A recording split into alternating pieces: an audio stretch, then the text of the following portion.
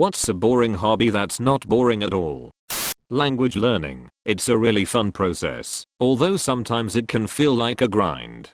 Making detailed and realistic maps. I grew up poor, so to entertain myself I used to draw very realistic maps and play imaginary scenarios based on the map. Eventually my family got a computer and I started using Google SketchUp to make maps and flags. Now as an adult with a good paying job, I play EU4, Hawaii 4 and CK2. But I still enjoy making maps whenever I have a pencil and a blank paper. Imagination has no limits. Edit. Wow. I didn't expect to get these many upvotes about maps. Many are asking to upload some of them on Reddit, or if I have portfolio. I don't have a portfolio, since I always viewed them as personal hobby, and haven't thought about uploading them online. However, with the encouragement I have seen on here, I feel like I might start making maps more frequently and perhaps start sharing them on Reddit even with my limited time outside of work. Thank you to all the awards given. Never thought my most upvoted comment would be about my personal hobby of making maps. Close bracket. Model building. At first your stuff going to come out looking like crap. Too much glue, not enough glue, you cut a wrong piece, you have put a decal on wrong etc. But after a while, it starts to become peaceful and enjoyable to a point that you genuinely take pride in what you have built, so you go for harder builds and better quality, and eventually you have a massive collection of wonderful models and figurines. Finding cool rocks. No joke. You get to walk about, seeing cool things, breathing fresh air, and you get a geology lesson bonus. Research, or at least in my opinion. If you're looking for information on a topic you genuinely enjoy, it's actually quite fun to learn a lot about it from different sources. Painting. You're constantly adapting to what the paint is doing, thinking, using your intuition, and you're a lot more active than you appear to be. I don't know if this qualifies as a hobby, but I love making Spotify playlists for super obscure themes, like the summer of 1997 or the feeling you get when you realize you are driving too fast and it's raining, or these would make a good soundtrack for a zombie movie.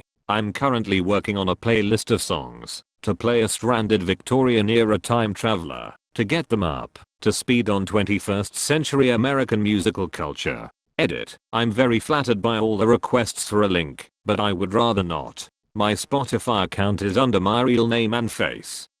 Gardening. You'd be surprised. I don't know if it counts as a hobby, but I love just going for walks. I live in a small city, and I walk the same route often, with various extensions. On my days off, I spend the whole day by myself, walking around the whole town and watching, listening to music, and thinking. When I spend time with friends, I take them on walks with me. I walk in the woods, in the streets, I get lost, I walk to get to where I want to go. I'm always fucking walking. I love it. It relaxes me and makes me feel purposeful at the same time. I seriously recommend it to everyone. Just take a freaking walk today. Watch the sunset. Watch the people around you. Look at the trees, look at the sky, look at the light moving across the buildings. Listen to your footsteps or your breathing or a song or a story. It's so good for you. Woodworking with hand tools. I'm addicted and have bought 5 hand planes and can't stop. I do counted cross stitch. I'm not creative at all, but give me a coded pattern that creates a map. I always do maps, but you can make way more intricate things than you think if you invest the time, and I'm all over that shit. It's how I quit smoking. Knitting. Actually, if you can do it right, it's actually fun. Note that you'll probably rage quit if you get it wrong. Astronomy. Edit. I was in a hurry when I made this comment, so it was only one word, but since then it's had more than 1,000 upvotes and some nice responses, so maybe I should add a bit more. I got my first look through a telescope at 13. My school had its own little observatory, and a few of us, mostly those specializing in physics or maths for A level, were in the astronomy club. What hooked me wasn't the stars, it was the planets. Even with quite a lot of light pollution, there was, for me, something magical about being able to look at the moon, as if you were hovering just a short distance above its surface. And the planets all have their own charms. Jupiter is perhaps the most interesting, both in terms of the planet itself and in terms of its moons. I love checking that the moons are where they are meant to be. I think of them as a sort of clock. I know that I'm doing nothing more significant than checking the observations that others have made before me and verifying what others have already calculated, but I feel that in some small way I'm helping to continue the validation of the great work of others. And like many others, I have my little patches of lunar geography that I watch pretty regularly, just in case anything has changed. I suppose it's not exciting, but it's interesting to see our neighbor as the light and shadows change. Editing videos. A lot of my friends say it looks boring, but it's actually soothing and calming after a stressful day. Jigsaw puzzles. And also bird watching. Sometimes you see aerial combat taking place with these birds, especially crows against hawks. Geocaching. Started this when my then GF and I were dirt poor in college, and now we have logged about 1700 caches in about a dozen different countries. Even just doing it near our home is awesome, because you get to see things you'd never see otherwise. Highly recommend. Edit. My inbox has been destroyed by people looking for more information on this, which is awesome. To get started, go to www.geocaching.com. Falling down rabbit holes on Wikipedia. Growing algae. I sometimes grab some empty glass containers, ones that I cleaned and wanted to reuse. Fill it with water. Rainwater is the best. Put in a bit of soil or any organic matter. I have a good collection of algae jars and a big bucket. They don't need much maintenance and look cool too. It feels good when you see how you just recycled and produced oxygen for free. I mean, I'm at least not a waste of oxygen. Edit. I did not expect that many upvotes and replies. Thank you all. I've been answering stuff for 5 hours now. Birding. People love hiking and going outdoors, but as soon as you add in birds, suddenly it's seen as boring. Birds are so diverse, and you'll never know everything there is to know. I'm not sure if it would necessarily be considered boring, but raising plants, particularly succulents, has been way more eventful and exciting than I expected it to be. I always thought raising plants was like this thing, where you water something every day, and then 6 months later it grows an inch and that's it.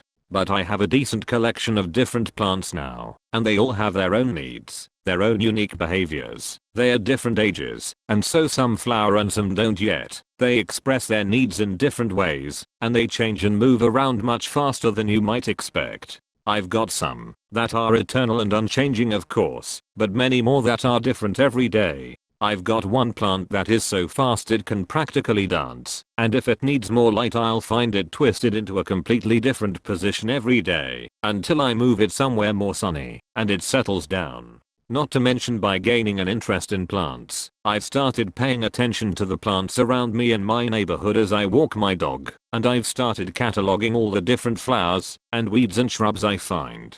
I've even found a few wild growing succulents that I've taken samples of and I'm now cultivating at home, one of which even bloomed and gave me seeds which I'm going to try to grow. It's been so much fun and very educational. Bonsai. I thought it would be a nice little jaunt, since you only have to look after them like 3 times a year and major attention every few years, as long as you water and fertilize regularly. Lies. All lies.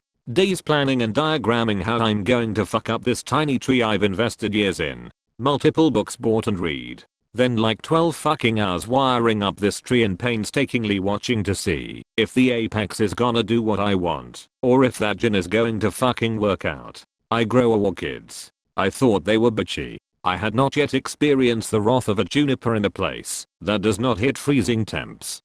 Car spotting. In my opinion, there's some cool cars to see. I specifically like classics, and even some Japanese tuners. They're cool. Hand sewing. It's meditative and yet requires a lot of attention to detail and skill to do effectively. Meat. Tiny stitches are so satisfying and take a lot of practice.